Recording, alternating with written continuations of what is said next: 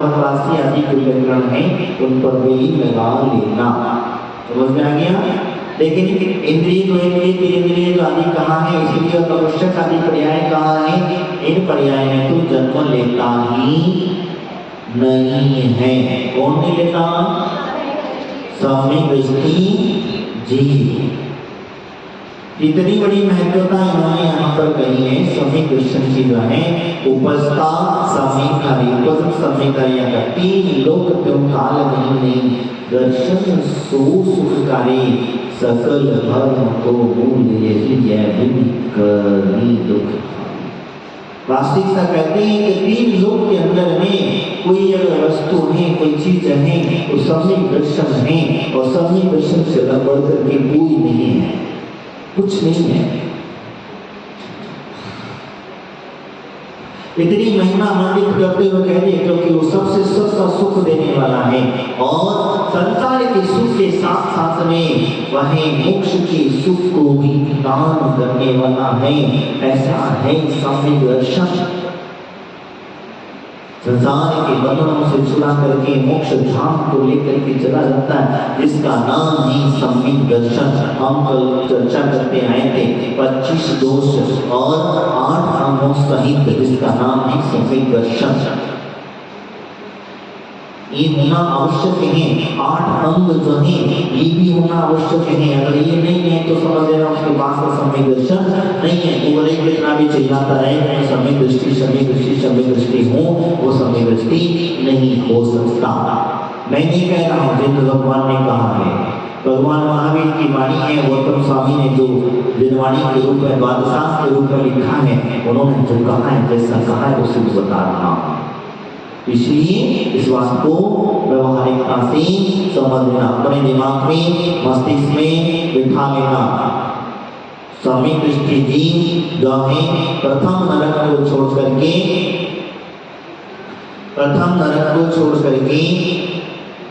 नारकी नहीं होता, ज्योतिषी नहीं होता, 65 भवनवासी देवों में नपुंसक में स्त्री में तो जन्म नहीं लेता। और साथ में स्थावरों के अंदर में 2 इंद्रिय 3 इंद्रिय 4 इंद्रिय जीवों में तथा पशु आदि में जन्म नहीं लेता है। ये बात समझ में आ गई? पक्की गठान लगा लो। सम्यक दृष्टि का है। अब आपको कहाँ जन्म लेना है?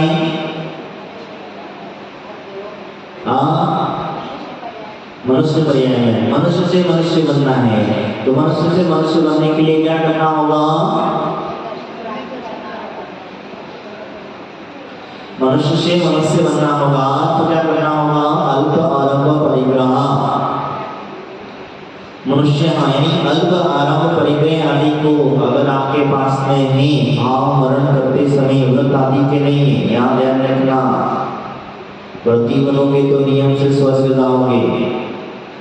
वो अव्रती है, सम्यक दृष्टि है, अल्प आरंभ परिग्रह का धारी है, ये उसका नियम है, तो वो मनुष्य से मनुष्य ही होगा, दूसरा नहीं होगा। लेकिन भरत क्षेत्र से जाकर के विदेश क्षेत्र पहुंच जाओगे, हैदराबाद आदि में पहुंच जाओगे, लेकिन तुमको भरत क्षेत्र के भरत क्षेत्र में हो जाए तो संभव नहीं है। ये भी समझ लेना। तो हमने जो कहा ये हमें पक्का हो गया। सम्यक दर्शन की विशेषता यहाँ पर उन्होंने कहा ये सीखिए, मैंने आपको यहाँ पर बताई। आगे माता जी ने कुछ इसका विशेषण दिया है।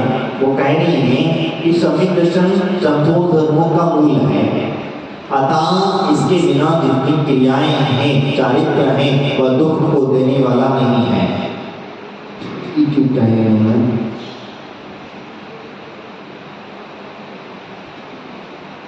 हाँ, 3 लोक के अंदर में तीनों कालों में सम्यक दर्शन के समान अन्य कोई भी सुख देने वाला नहीं है। और सब धर्मों की जड़ है, सब धर्मों की जड़ है कौन? सम्यक दर्शन। और बिना सम्यक दर्शन की क्रियाएं संसार भ्रमण की कारण है, इसलिए कहा। समझ में आया? बिना सम्यक दर्शन के हम जो पूजा पाठ व्रत नियम उपवास आदि करते हैं, ये सारी क्रियाएं संसार का भ्रमण कराने में कारण हुआ करती हैं। और सम्यक दर्शन के साथ में अगर हम क्रियाएं करेंगे तो हमें मोक्ष का कारण बनेगी, संसार छुटाने में सहायक होंगी। और जिसको संसार छूटना, तो संसार किसका बढ़ रहा है? जिसकी सम्यक दर्शन नहीं होकर के भी, मैं आपसे कह रहा हूं समझ लो, सम्यक दर्शन नहीं है और सम्यक दर्शन नहीं होने की वजह से वह व्रत उपवास भगवान की पूजा स्तुति पूजाएं आदि महापूजाएं आदि करता है, तो व्यक्ति संसार में वृद्धि का कारण तो हो सकती है, लेकिन संसार छोड़ने में सहायक नहीं होगी। तो मुख्य क्या बना? मुख्य क्या बना? स्वामित्व। और इसी हमें प्राप्त करना चाहिए। तो कैसे प्राप्त करें? सम्यक दर्शन प्राप्त करने का सबसे मुख्य कारण, व्यवहारिक काम में जीते हो तो देव शास्त्र के प्रति श्रद्धान करना, 7 तत्वों के प्रति यथार्थ श्रद्धान करना, 8 अंगों को धारण करना और 25 दोषों से रहित 25 दोषों को त्यागना, और तब जाकर के हमारा सम्यक दर्शन होगा। वो भी कौन सा? अभी वर्तमान में कौन सा सम्यक दर्शन होगा? नहीं, आज्ञा। आज्ञा क्या होगा?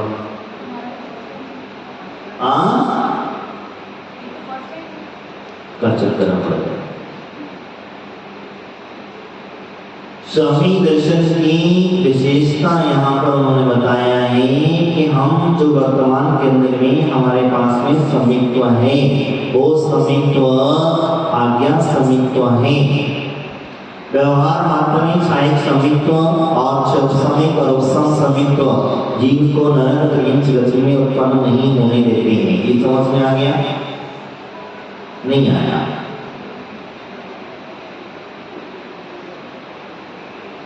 सम्यक दृष्टि जीव जो होता है, सम्यक दृष्टि जीव नियम से, इसका एक नियम होता है, वो अपना अर्थ उद्गल परावर्तन मात्र शेष समय बचा लेते हैं। जितने 1 भाव 2 भाव 3 भाव जितने 20 भाव उसके शेष बचे हैं मोक्ष जाने में, उतनी भाव की कर्मों का बैलेंसिंग कर लेता है।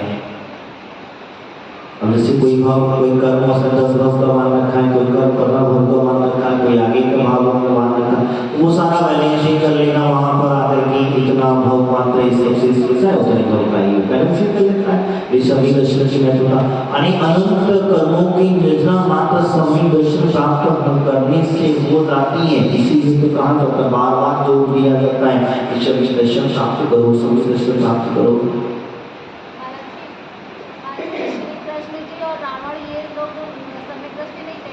जी कौन? श्री कृष्ण और रावण, ये लोग भी तो तीर्थंकर बिल्कुल नहीं थे।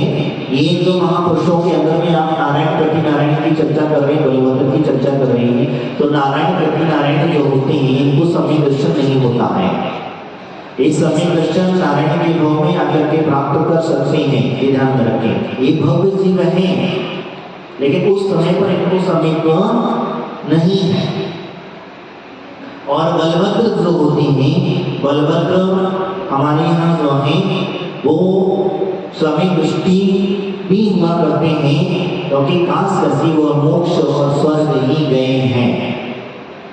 बलभद्र जो है हमारे मोक्ष और स्वर्ग ही गए हैं। तो इसी का कारण है सम्यक दर्शन के महत्वता की वजह से वो वहां तक गए हैं। समझ में आया? तो नारायण प्रति नारायण जो है नियम से मिथ्यात्वी हुआ करते हैं, इसी वजह से नियम से वो नरक में जाते हैं। क्यों नहीं हो सकता?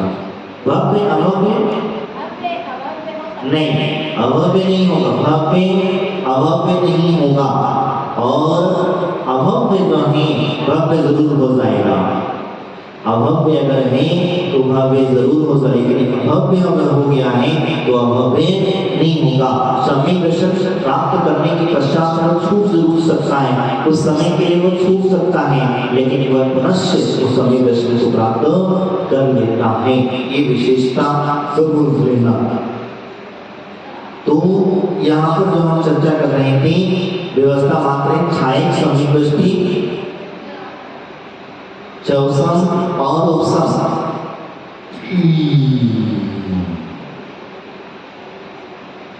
ये तीनों ही सम्यक दर्शन प्राप्त करने तीनों ही जीव हैं। नरक में, मैं बार बार याद दिला रहा हूँ, नहीं तो कहीं बार बार भूल जाते हैं। नरक में नहीं जाते हैं, दूसरी जगह और कहाँ नहीं जाते हैं? भवनवासी,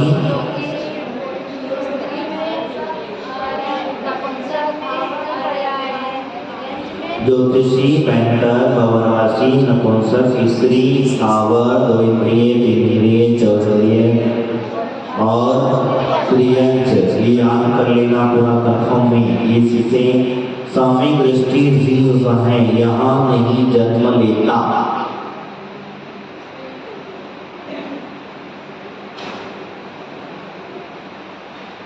समझ में आ गया? आगे चलिए। तो यहाँ पर उन्होंने बताया, तो आगे कहते माता जी जो कुछ कह रही है, इसके अंदर हम इसको विश्लेषण समझ लेते हैं। सम्यक दर्शन संपूर्ण धर्मों का मूल है, अतः इसके बिना जितनी भी क्रियाएं हैं, चारित्र है, वह दुख को देने वाला नहीं है, किंतु नाना प्रकार के संसार के सुख और भवनवासी पैंतर ज्योतिषी देवों के सुखों को तथा वैमानिक देवों के भी सुखों को देने वाला है। हाँ, यदि भी क्रियाएं जीव बलि आदि हैं तो अवश्य ही दुख देने वाली हैं। यदि क्रियाएं मिथ्या चरित्र में पंचमीतम रूप से हैं तो देव के सुख को प्राप्त कर देती हैं, करा देती हैं। यदि जैन परंपरा के अनुसार अनुव्रत महाव्रत आदि रूप हैं तो परंपरा से समित्व के लिए कारण है। हाँ, इतना अवश्य है कि समित्व के बिना क्रिया संसार का अंत करने वाली नहीं है तथा मोक्ष प्राप्त करने वाली नहीं है। अतः उपर्युक्त 16वें पद में चतुर्थी पंक्ति में के बिना करनी दुखकारी, इस स्थान पर इस बिना न भवकारी पढ़ना चाहिए। यानी उन्होंने यहाँ पर सीधा सीधा कह दिया, मैं आपको मोटे मोटे रूप में बता दूं कि सम्यक दर्शन के लिए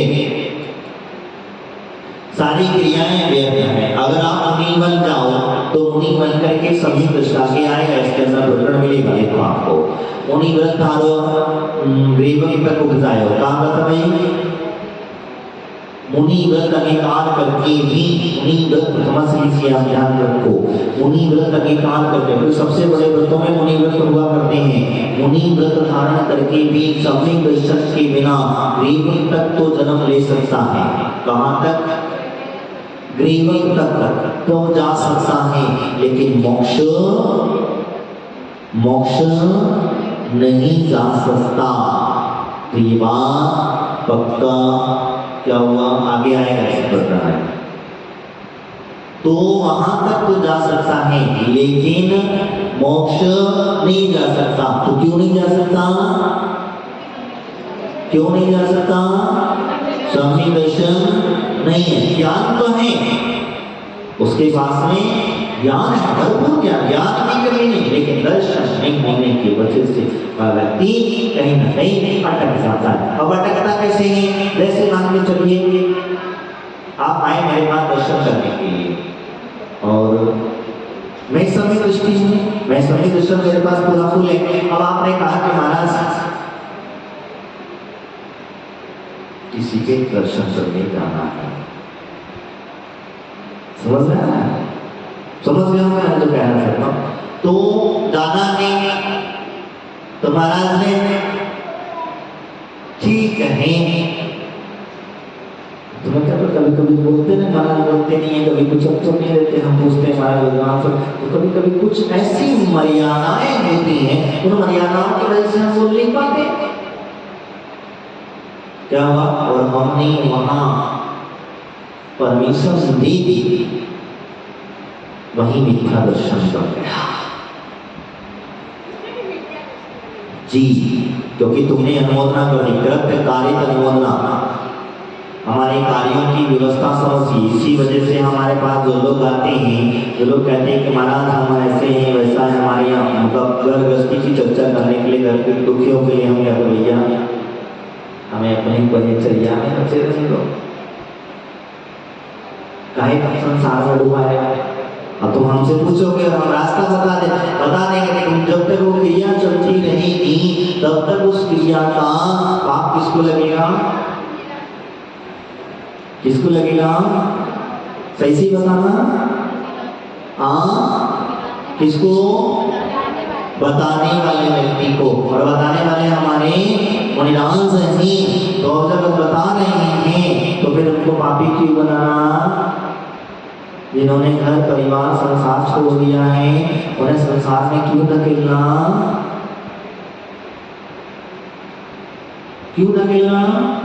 नहीं धकेलना, कभी नहीं धकेलना। हम कहते हैं अरे उनके आशीर्वाद से बाकी कोई चीज जरूरत नहीं है तुमको। जी भगवान जिन पर विश्वास रखो, हमारे दिगंबर विराजों के ऊपर विश्वास रखो, आपको कहीं किसी के आगे हाथ डोली फैलाने की जरूरत नहीं होती है। भगवान जिन जिनका भक्त इतना बड़ा पुण्य हुआ करता है, जिनकी भक्ति आराधना करता है, उसे कहीं भी मंत्र तंत्र ज्योतिष वास्तु क्या क्या आजकल चल गया है, कहीं भी किसी के पास जाने की आवश्यकता नहीं होती और ना ही करने की आवश्यकता होती है। क्यों? क्योंकि भगवान जिन से बढ़ करके और नमकार मंत्र से बढ़ करके दुनिया में कोई भी मंत्र नहीं है, कोई औषधि नहीं है, कोई तंत्र हम जिसको कहते हैं, इसी वजह से कहते हैं। तो इसलिए इन्हें अगर मार्ग पर चलेंगे, मोक्ष मार्ग पर चलेंगे, तो कभी भी भूल करके अपने ग्रस्त की चर्चा मत करने। इनसे चर्चा करो धर्म ध्यान की, इनसे चर्चा करो शास्त्र की, इनसे चर्चा करो जीवानी की।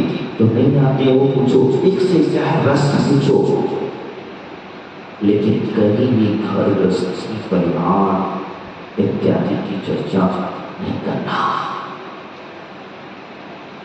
इसीलिए हमारे पास आते हैं ना लोग, परसों में आए कोई महिला हमारे बच्चे के लिए, महाराज अभी छोटा सा बच्चा तो बोले 8 साल से लगी, हम कहते हाँ अगर बनवाएंगे ये नहीं बनवा इसको। पहली बार इसे दर्शन मिलेंगे अगर जन्म से ही, अगर आप इसे मध्यमान सासू का त्याग करा दोगे, जन्म से ही इसे अमित दादी नहीं दोगे, जन्म से ही इसे रात्रि भोजन नहीं कराओगे, तो जाने अपना बच्चा चाहोगा आगे चल करके जैन धर्म के संसार उसके टूटेंगे, आगे चल के चला जाएगा। तो हम सहायक बनो, क्यों उसको बेचारे को दुर्गति का पात्र बनाते हो? बताओ क्यों बनाते हो? तो उसमें सोचो, तुम्हें विचार का चिंतन करो। मैं नहीं कह रहा हूं ये, क्योंकि हमारा सम्यक दर्शन छूट रहा है, और जहां सम्यक दर्शन छूटता है वहां चिंता की व्यवस्था बिगड़ जाती है। तो यहाँ वही कहते हैं, इसलिए हम बार बार, तो सारी क्रियाएं मिथ्या हैं बिना सम्यक दर्शन के। आपको मैंने बता दिया, मुनि व्रत भी अंगीकार कर लिए अपने, और मुनि व्रत करके करते भी अगर आपको सम्यक दर्शन नहीं है तो आपकी मुनि व्रत की चर्चा भी बेकार है। समझ में आ गया?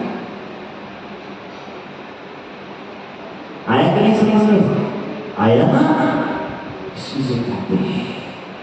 तो यानी अभी वर्तमान के अंदर में जो आज्ञा समय में जो आपसे लोगों से कह रहा था, इस प्रकार से कह रहा है कि अभी हम भगवान की जो जैसी आज्ञा है, जिस प्रकार से हैं उस आज्ञा को सिरोधार करते हैं, उसका नाम है आज्ञा संहिता। भगवान ने और गंधर्व परमेश्वरी ने जैसा जैसा हमें मार्ग बताया है, जो मार्ग बताया जिस प्रकार से हमारी संस्था को मजबूत करते हैं, उसी का नाम है आज्ञा संहिता। क्योंकि वर्तमान के अंदर में ये 3 संहिता नहीं है। कौन से संहिता नहीं है? चाहे चौसम और उपसम तीनों भी नहीं है। पंचम काल के अंदर में तीनों अभी यहाँ वर्तमान की युग के अंदर हम सोचे आज्ञा समित्व है। और आज्ञा समित्व वही कहता है कि हमारे यहाँ जो भगवान ने दीपवाणी में जो हीरा जैसा हीरा जो आगम का सही से अर्थ जैसा जैसा अर्थ बताया है जैसी जैसी चर्या बताई है उसे उसी प्रकार ही स्वीकार करना और बताना उसका नाम ही आज्ञा समित्व।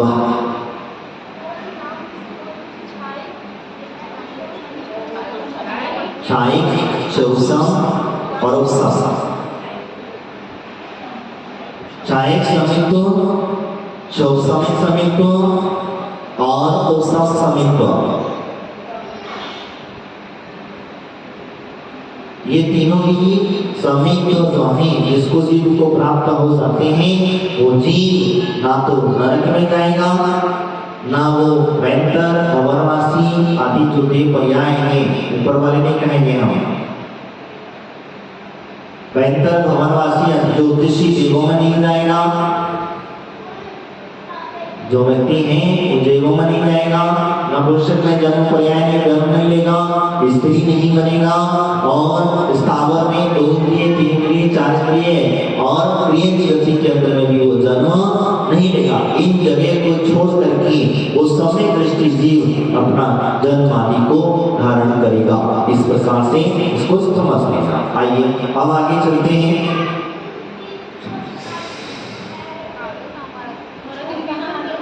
जी पीछे चलेंगे आगे चलेंगे बताओ। हम सोचते हैं यार आगे वाले को रख ले पीछे अरे पीछे पीछे पीछे किसका है। और कल से तो है ना रिवीजन वो वाला नहीं कराएंगे हम जो दोहे बोलते हैं 15 मिनट हमारा टाइम खराब हो सकता है।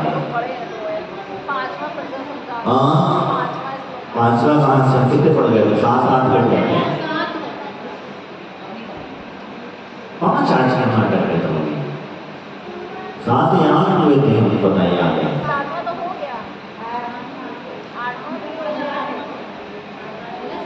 हाँ लोकाकाश का वर्णन हो गया था निश्चय व्यवहार का चरण करते थे 53-57 क्रियाएं मिथ्यात्व की बता दिए थे हम 57 की व्यवस्था बता चुके थे। इसके पश्चात में अभी हम चलेंगे आश्रम का उपदेश संबंध संवर और निद्रा का लक्षण 9 आश्रम के अंदर में उन्होंने यहाँ बताया है कि जैसे कहा है कि आत्मा के दो के कारण ताते यानी कि जो आत्मा के दुख के कारण है उन्हें तजो कौन से दुख के कारण है आगे कहते हैं जीव गोते से बंधे विघासों बंधन का बहुना ससी जीव आदि प्रदेशों के लिए आश्रम भाव के अंदर के अंदर योग मिथ्यात्व अवृत्ति प्रमाद कसाय आत्मा के दुख के कारण है इसीलिए इनका त्याग करो। भगवान कितना त्याग त्याग त्याग त्याग त्याग जब देखो कोई कहेगा हाँ पक्का तुमको मेरी माता जी बना के छोड़ने वाला है।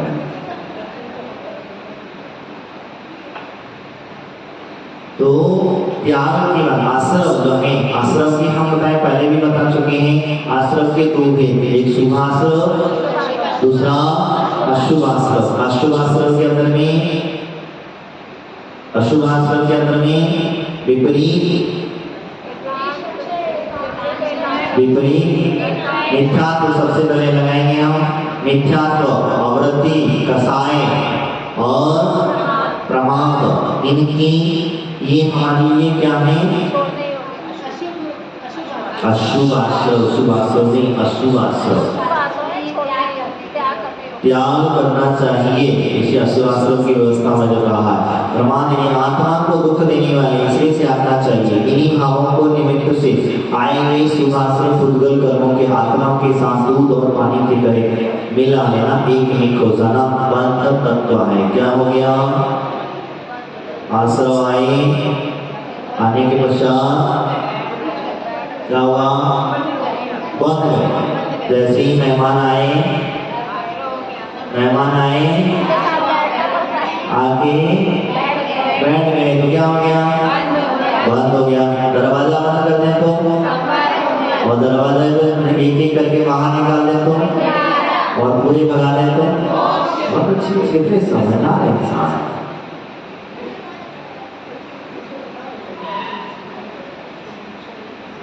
तो इसी प्रकार से ये जो कर्म है वो आगे आने के बाद रुक गए तो बंध तत्व हो गया। अब आगे का कसायों का समभाव रख के दमन करना, इंद्रिय और मन को बस में करना, कर्मों की आना रुका जाना, इसे संवर और तत्व कहते हैं।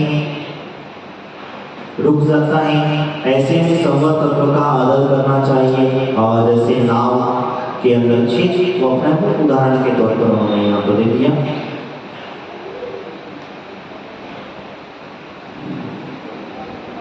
तत्व की प्रभाव से आठों कर्म, 8 कर्म कौन से?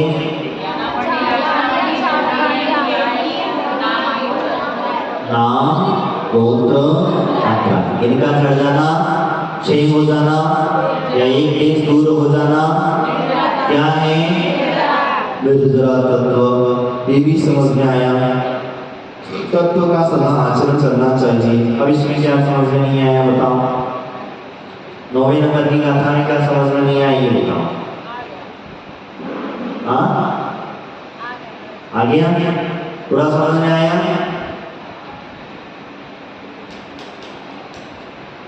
नहीं आया तो पूछ लेना। आया? चलिए अब यहाँ 10वां नंबर देखेंगे। मोक्ष तत्व का लक्षण और व्यवहार समीप का स्वरूप। सकल करते रहती अवस्था सोसी में तेरे सुखे काली। सीधी सीधी बात, वहाँ अर्थ लगाने की जरूरत नहीं, वहाँ सीधा सीधा अर्थ लगा। सर्व कर्म से रहित अवस्था द्वारे वो शिव तीर सुखकारी यानी मोक्ष सुख को देने वाली है। यही देशो सरथा तत्व की सो समिकित में हानि। क्या कह दिया? इनकी जो श्रद्धा है, हमारी जो श्रद्धा है, इसी विधि से स्वीकार करना, अपनी विधि मत लगाना। कहा? जैसा भगवान ने बताया है, 7 तत्वों का वर्णन किया है, उसी रूप में स्वीकार करना। उसी का नाम है कौन सा समय? तो नहीं, पहले बताए थे हम, जिसको उसी रूप में स्वीकार करना आज्ञा समित। समझना है? बताओ कुछ गड़बड़? मैं वैसे देख रहे इसमें इसको टेंशन हो रही है।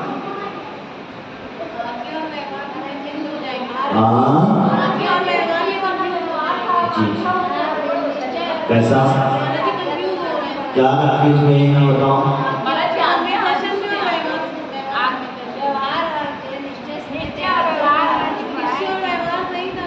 चलो तुम्हारा व्यवहार पकड़ लो, हमें मत छोड़ो, आज्ञा को छोड़ो हमारी को, क्योंकि वैसे भी तुमको आज्ञा पसंद नहीं ना किसी के लिए। व्यवहारिकता समय दर्शन की व्यवस्था यहाँ पर मानेंगे, लेकिन आज्ञा समय ही हमें कहाँ जाएगा? नहीं, व्यवहारिक दिनचर्या में हम ठीक मानते मानने करते, लेकिन भगवान ने जैसा कहा है उसे उसमें हम स्वीकार कर रहे हैं, तो आज्ञा क्या है? हाँ, भगवान की जैसी आज्ञा है हम उसे उसी रूप में स्वीकार करते हैं। तो मैं आपसे जो कहा, तो व्यवहार शक्ति दर्शन की व्यवस्था यहाँ पर कही। मोक्ष एक सब कर्मों से रहित अवस्था मोक्ष कहते हैं, और स्थायी सुख देने वाली इस प्रकार मोक्ष तत्व का लक्षण हुआ।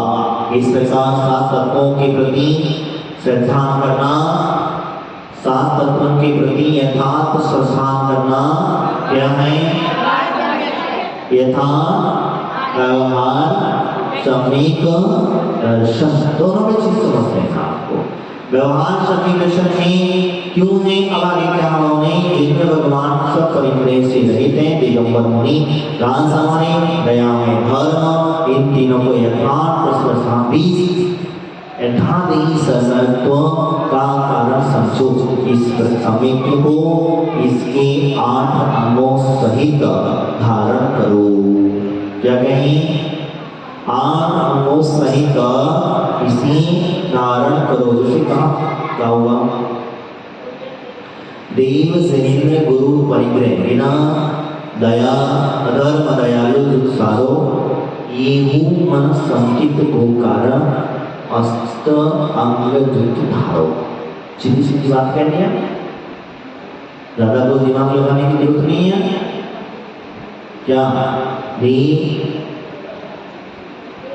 जिनेन्द्र जिनेन्द्र भगवान, देव कौन से, जिनेन्द्र भगवान, गुरु कौन से, जो परिग्रह से रही, परिग्रह से रहित है। धर्म कौन सा, जो जिन्हें धारा का दया में, जो दया की बात करता हो, दया की चर्चा करता हो, दया इसके अंदर में हो, ऐसे धर्म को हम धारण करते हैं।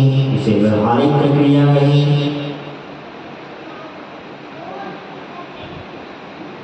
समझ में आ रहा है ना? कम गए, देखो नींद मार रहे बैठे बैठे।